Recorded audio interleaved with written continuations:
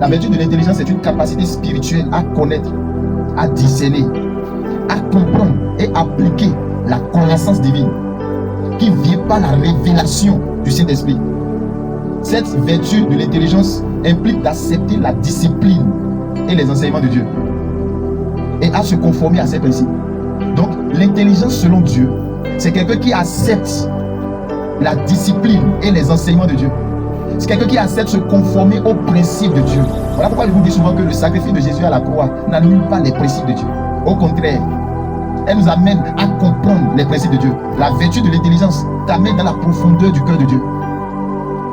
Et aujourd'hui, nous manquons tellement d'intelligence. Voilà pourquoi Dieu a accordé l'intelligence à Daniel. Et c'est quoi l'intelligence? C'est ça que je voulais dire. C'est une capacité spirituelle de connaître et de discerner. De comprendre. Non seulement comprendre, la compréhension doit t'amener à t'appliquer à la connaissance divine. Voilà pourquoi vous devez comprendre ce soir qu'il y a une légère différence entre la vertu de la sagesse et la vertu de l'intelligence. La vertu de la sagesse, c'est la connaissance de la vérité que tu as.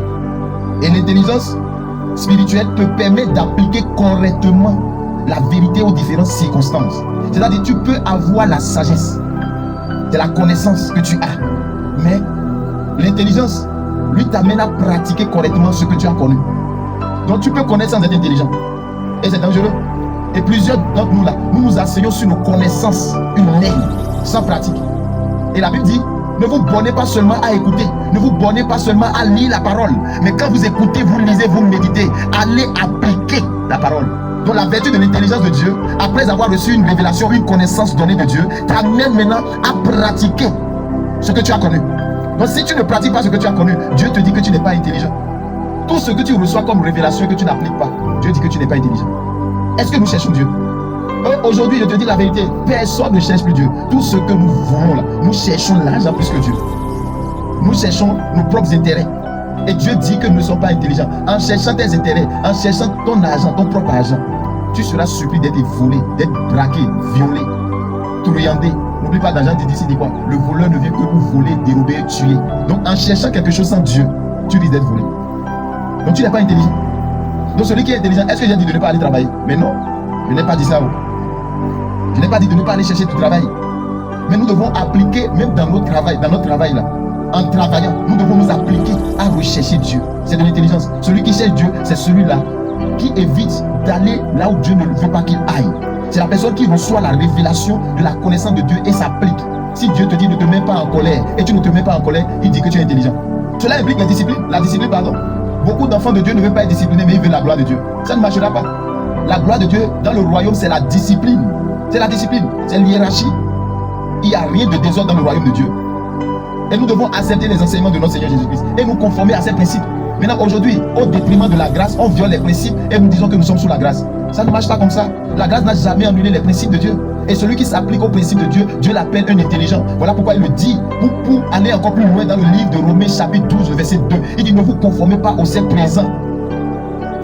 Mais vous, soyez transformés par le renouvellement de l'intelligence, afin que vous sachiez ce qui est parfait, bon, agréable. Donc le renouvellement de l'intelligence va t'amener à savoir la volonté de Dieu pour ta vie, le cœur de Dieu pour ta vie. Ne vous conformez pas au siècle présent. Qu'est-ce que le siècle présent fait? Le siècle présent met Dieu de côté, lit Dieu dans la liste noire et il s'attache aux choses matérielles de la terre. Les enfants de Dieu, je le dis, je répète, qui prient tout le temps pendant des années, mais qui n'ont pas été renouvelés dans leur intelligence. Nous prions, mais il y a une force qui nous conduit toujours dans la colère, dans le mal. C'est pas intelligent. Donc toutes les personnes qui refusent de se conformer aux principes du royaume de Dieu, Dieu les appelle insensés. Ils ne sont pas sages, ils ne sont pas intelligents. Qui cherche Dieu en notre temps aujourd'hui? Quel jeune vous allez voir chercher Dieu aujourd'hui? Tout le monde c'est l'argent. Time is money. Le temps n'est pas pour Dieu, hein, mais le temps c'est pour l'argent. Laisse-moi te dire que tu vas amasser l'argent là et tu ne pourras pas manger. Parce que le voleur viendra prendre. Parce qu'il sait que tu cherches l'argent sans celui qui donne l'argent. Voilà pourquoi l'intelligence de Dieu t'amène à t'appliquer correctement à la vérité que Dieu t'a donnée. Beaucoup sont assis dans leur connaissance sans appliquer. Voilà pourquoi celui qui applique ce que Dieu lui a dit, la Bible dit qu'il sera heureux. La Bible dit qu'il est comme quelqu'un qui a bâti sa maison sur le roc. Quand le vent viendra, quand la tempête va se soulever, sa maison ne chavira pas, ne tombera pas. Est-ce que nous sommes intelligents? Si nous sommes intelligents, pourquoi Dieu nous révèle les choses, Dieu nous donne la connaissance et qu'on n'applique pas ce que Dieu nous a dit? Voilà ce qui a maintenu plusieurs enfants de Dieu dans la pauvreté, hein, parce qu'ils reçoivent des révélations qu'ils ne mettent pas en pratique. En pratique, Dieu te dit que tu es insensé, tu n'es pas intelligent. Et la Bible dit que Jésus marchait dans l'intelligence, dans cette vertu-là. Est-ce que tu comprends Dieu? Est-ce que tu te conformes à ses principes, à ses lois? Est-ce que tu obéis à ses commandements? C'est de ça qu'il s'agit, bien-aimé. Tu es belle, oui. Tu t'es marié, oui. Mais c'est la sagesse qui va garder la maison, c'est pas ta beauté. C'est pas ta femme qui veut garder la maison. C'est la sagesse, et cette sagesse, c'est une vertu, une beauté intérieure qui garde la maison. C'est pas ta richesse qui veut garder la maison. Beaucoup de personnes se trompent en croyant que oui, dans le foyer, c'est l'argent. Sans l'argent, le foyer ne peut pas vivre. Qui t'a dit ça? L'argent vient vous rendre propre dans le foyer. L'argent n'est pas... C'est-à-dire, c'est un serviteur qui viendra vous servir. Mais aujourd'hui, les femmes priment l'argent dans le foyer, dans tout. Les hommes aussi priment l'argent et chacun suit son intérêt. Et ils sont malades. C'est pourquoi les gens ne veulent pas se marier. La sagesse d'abord. C'est la sagesse qui va garder ta maison. Et non ta beauté. Parce que deux jours et un autre là. Après avoir fait un enfant, deux enfants, trois enfants, ton ventre va déformer. Ça va commencer par grossir. Voilà Dieu. Et si on avait mis notre foi dans cette beauté-là, on te recase, on commence à sortir dehors. Où est la joie là alors? Où est la joie là alors? Mais si j'ai la sagesse, même si ta beauté fan, même si on t'a opéré, même si tu grossis, à cause de la sagesse que j'ai de Dieu et la vertu de l'intelligence qui me guide, mon amour continue de grandir. Plus tu grossis, plus mon amour grandit aussi. Alléluia. C'est ça qu'il s'agit. Et il continue de dire quoi? Et l'homme qui possède l'intelligence, waouh, l'intelligence dans le foyer m'amènera à ne pas aller vers la femme d'autrui, à ne pas aller chercher ce qui n'est pas pour moi.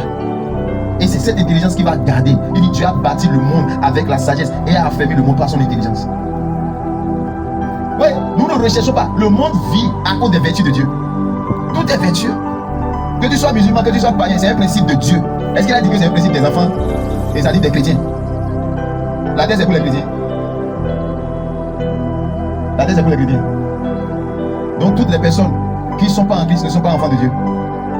Il fait lever son soleil sur les bons et sur les méchants. Alléluia. Changeons de mentalité. Changeons de mentalité. Soyez transformés. Nous ne nous conformons pas comme le siècle présent. Eux, ceux qui recherchent là, c'est le bien matériel, c'est nourrir leur chair. Mais nous devons nourrir l'esprit. À cause de ce pourquoi nous sommes là. Toutes les fois où tu violes les principes de Dieu, tu rends Dieu inefficace. Tu rends Dieu faible. Tu rends Dieu faible. Je dis très faible. Il ne peut même pas combattre devant sa main. Quand tu violes les principes, tu connais déjà. Ce qu'il ne faut pas faire, ce n'est pas à moi de te dire. Tu refuses de te sanctifier. Tu refuses d'écouter la parole. Tu refuses de prier. C'est des violations des lois, ça. Et quand tu violes ces lois-là, Dieu ne viendra pas te sauver. Est-ce que tu recherches les choses d'en haut? C'est ça l'intelligence. Est-ce que tu recherches? Est-ce que nous recherchons tous les jours les choses d'en haut? Quand nous recherchons les choses d'en haut et non celles qui sont sur la terre, Dieu nous dit que nous sommes des intelligents. Dans le livre de Colossiens chapitre 3, verset 2, puisque l'esprit de l'intelligence est sur toi, il dit quoi? Affectionnez-vous aux choses d'en haut et non celles qui sont sur la terre. Donc l'intelligence de Dieu t'amène à t'affectionner, à rechercher les choses d'en haut. Parce que tu n'es pas de cette terre. Tu viens d'en haut. Qui vient du ciel? Qui vient de la terre, pardon? Personne. Nous avons quitté la roue pour la terre et nous y retournerons. Voilà pourquoi nous devons rechercher les choses de notre royaume des cieux et non les choses qui sont sur ce monde, dans ce monde, pardon. Voilà pourquoi si tu t'appliques dans ton intelligence à rechercher l'argent, Dieu dit non, c'est pas bien. Tu mourras après avoir reçu l'argent, après avoir tout emmagasiné, tu perdras ton âme. Et tu n'as pas été intelligent. Parce que l'intelligence de Dieu t'amène à t'appliquer aux choses de Dieu. Dieu, du haut des cieux, regarde les fils de l'homme pour voir s'il y a quelqu'un qui soit intelligent.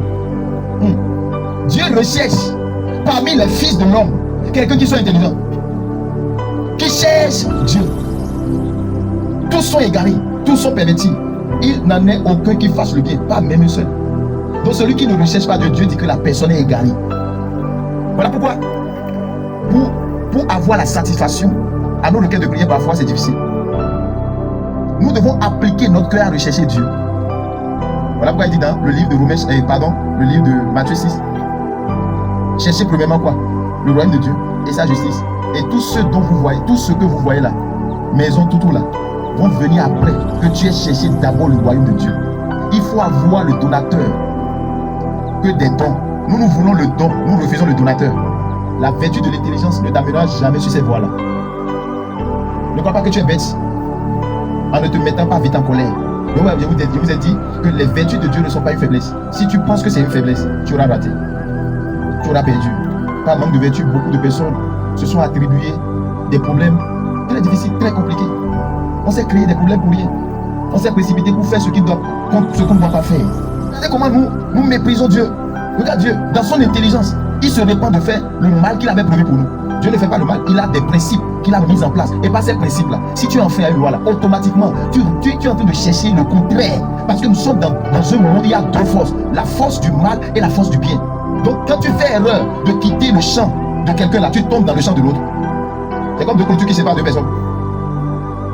Soit tu es dans une clôture, ou dans l'autre. Tu fais erreur de sortir, tu tombes dans la main de l'autre. Il n'y a pas à faire de je suis au milieu. C'est ce que les gens ne veulent pas comprendre. Et c'est ce que Jésus était en train de nous expliquer par rapport au royaume de son Père. Que c'est un royaume de dépendance. Et il y a la liberté. Alléluia. Regardez dans le livre de Nombres.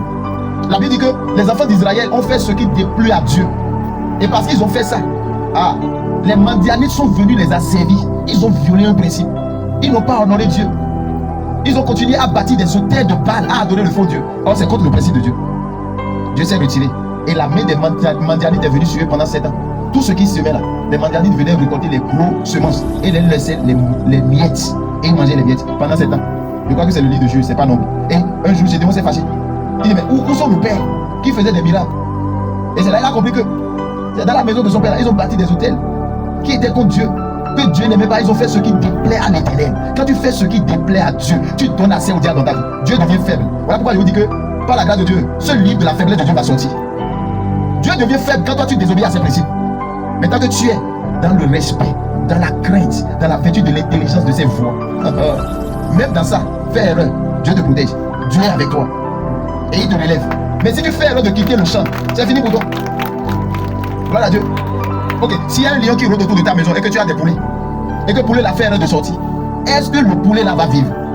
C'est de la même manière. C'est pourquoi l'apôtre Pierre a dit, le diable rôde comme un lion autour de nous, en cherchant qui dévorer. Donc si toi tu es disponible à Dieu, fais attention, parce que tout le monde n'a pas la spiritualité. Il y a d'autres personnes là, le diable va les animer pour ta voix. Voilà pourquoi tu vas voir que d'autres personnes t'offensent. Attention, ne lui donne pas le champ libre de te mettre en colère. Si tu te mets en colère, tu es en train de donner l'opportunité à Satan par ce dernier de ta voix.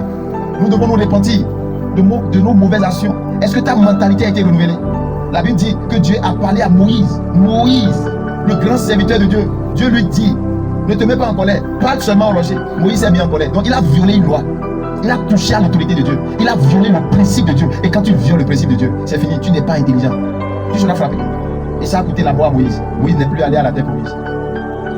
Moïse n'est plus allé. Par faute d'intelligence aujourd'hui, regarde comment nous créons des dégâts, des problèmes. Des problèmes tellement nombreux qu'au point où on se demande jusqu'à quand ça va finir. Notre manque d'intelligence nous a entraîné des problèmes et des malédictions. Toi, tu ne sais pas comment la personne vit. Et c'est toi qui veux témoigner qu'il est un faux. C'est toi qui l'as oué. Vous êtes allés ensemble pour aller acheter puissance là. C'est être insensé. Parce qu'en disant cela, tu es en train de violer à une loi qui va t'attirer la malédiction. Il dit ne sème pas le malheur dans la vie de ton frère. Tu sèmes le malheur dans ta vie. Tu trouves sa vie. Ce que tu sèmes, tu moissonneras. Tu n'as pas été intelligent. Car si l'esprit de l'intelligence était avec toi, tu vas chercher le bonheur de ton frère dans son malheur. Tu vas chercher à réparer les erreurs de ton frère. Et non encore à nuire à ton frère. L'esprit d'intelligence te garde à respecter ton mari, à veiller sur ton mari et tes enfants. L'esprit de l'intelligence t'amène à corriger les côtés négatifs de ton frère, de ta soeur, de ton mari, de ta femme, de tes enfants spirituels, de ton père spirituel. Personne n'est parfait sur la terre. L'esprit de l'intelligence. Nous sommes là seulement à réciter les côtés négatifs des gens, à nous faire croire comme des saints, des personnes arrivées, des personnes déjà bonnes. Or, la Bible dit personne ne sait Dieu, personne n'est bon. C'est la grâce de Dieu. Si on enlève la grâce de Dieu sur moi là, je suis sûr que Balai sera plus fort que moi. Oui. Je ne parle pas pour te flatter, ni pour te séduire. Je comprends ce que je dis. J'ai l'opportunité ici. L'opportunité m'a été présentée. Les gens m'ont offensé. Je pouvais utiliser de mon autorité spirituelle et me maudire. Mais la sagesse, la vertu de l'intelligence m'a dit, retiens ta bouche, ne parle pas contre mes enfants pour qui j'ai envoyé Jésus mourir pour eux. Au contraire, continue de prier pour eux jusqu'à ce que la révélation vienne dans leur cœur. Allez, c'est privé du lait du roi. Est-ce que vous voyez? Et au bout de 10 jours, le visage de Daniel reflétait la gloire de Dieu. Et ça n'a pas suffi à Dieu. Dieu a tellement vu la fidélité de Daniel. Il dit non, malgré que tu es allé dans un pays étranger où on t'a rendu esclave, tu décides de m'honorer. Ok, moi-même en retour, je te donne quelque chose qui fera de toi le premier de cette nation, Babylone. Alléluia. Et c'est comme ça que Dieu a accordé de l'intelligence à Daniel. Dieu a accordé de la sagesse à Daniel. Jusqu'au point où, même s'il n'est pas là où tu étais en train de faire le rêve et que tu lui dis, il interprète. Il y a quelque chose que Dieu doit te donner ou t'a déjà donné, qui te démarque du monde, qui fera de toi la personne la plus importante et exceptionnelle dans le monde, qui va te démarquer des autres. Et tu ne peux que recevoir cette chose, comme nous l'avons dit hier, par la vertu de l'intimité avec ton Dieu. Et c'est ça qui fera la décision. Si je n'étais pas allé en intimité avec Dieu, est-ce que j'aurais compris les vertus du royaume? Est-ce que vous comprenez? Donc chacun de nous là, Dieu le conduit dans son domaine donné pour se révéler au monde. Et c'est comme ça que Daniel a reçu la sagesse et l'intelligence. Il expliquait les rêves. Et la Bible dit, si vous continuez le verset, ce qui me réjouit, malgré la présence des satrapes, des magiciens, des gens qui adorent le vaudou, les gens qui adorent le faux Dieu, Daniel ne les a pas fuis. Daniel est resté au milieu d'eux. Quand bien même il complotait contre Daniel, Daniel est toujours là. Et la Bible dit que l'esprit qui était sur Daniel surpassait 10 fois l'esprit du monde. La Bible dit que l'esprit de Dieu venait seulement sur Daniel et partait. Et l'esprit qui venait sur lui était 10 fois plus supérieur que qui? Que les gens qui sont dans le monde. Maintenant, aujourd'hui, Jésus est mort pour nous à la croix. Il nous a envoyé le Saint-Esprit. Le Saint-Esprit a fait son habitation en nous. Et on est les tarés. On a peur de travailler même pour un patron qui est dans cette. Mais on nous avait nos propres entreprises.